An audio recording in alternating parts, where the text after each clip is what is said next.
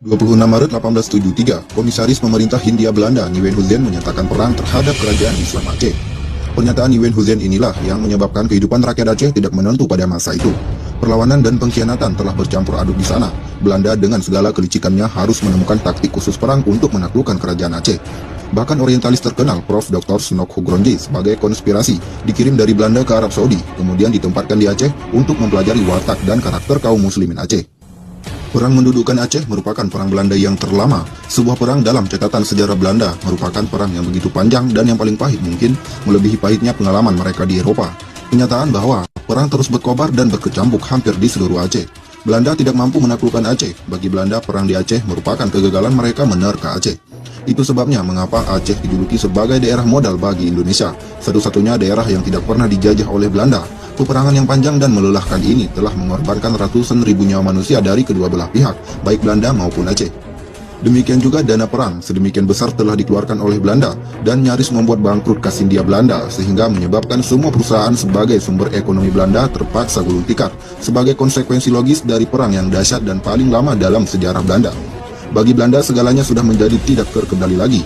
Bangsa Belanda tidak pernah menghadapi satu peperangan yang lebih besar daripada peperangan di Aceh. Di sisi lain, rakyat Aceh menganggap bahwa perang tersebut sebagai bentuk surga kiriman Tuhan, di mana orang Aceh seperti berlomba-lomba untuk mati syahid, karena akidah Islamnya sudah masuk ke dalam tulangnya. Itulah sebabnya mengapa perang ini melibatkan seluruh lapisan masyarakat Aceh.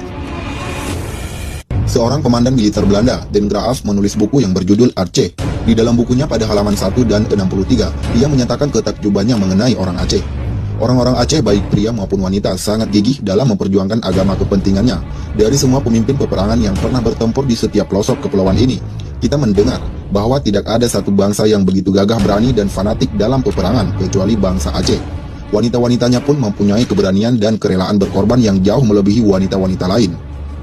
Selain itu, seorang jurnalis Eropa bernama Paul van Ver juga menulis buku mengenai bangsa Aceh dengan judul The Aceh Orlog. Pada halaman 301 ia menulis, Aceh adalah daerah terakhir yang ditaklukkan oleh Belanda dan merupakan daerah pertama yang terlepas dari kekuasaannya. Kepergian Belanda dari sana pada tahun 1942 adalah saat terakhir ia berada di bumi Aceh. Selama 69 tahun, Belanda tak henti-hentinya bertempur di Aceh, dan ini sudah lebih dari cukup. Semua peperangan terjadi karena suatu alasan, dan ada latar belakang yang memicu peperangan ini terjadi.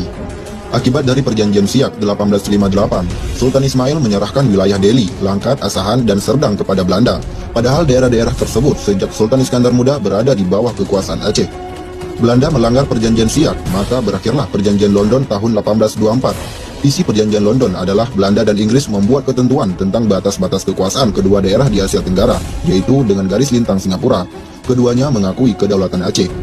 Aceh menuduh Belanda tidak mendapati janjinya, sehingga kapal-kapal Belanda yang lewat perairan Aceh ditenggelamkan oleh pasukan Aceh. Dengan dibukanya terusan Suez Mesir oleh Ferdinand dan menyebabkan perairan Aceh menjadi sangat penting sebagai lalu lintas perdagangan. Perjanjian Sumatera 1871 dibuat antara Inggris dan Belanda. Isinya berupa Inggris memberikan keleluasan kepada Belanda untuk bertindak di Aceh. Selain itu, Belanda juga harus menjaga keamanan lalu lintas Selat Malaka, mengizinkan Inggris untuk berdagang secara bebas di Siak, dan menyerahkan daerahnya di Guinea Barat kepada Inggris.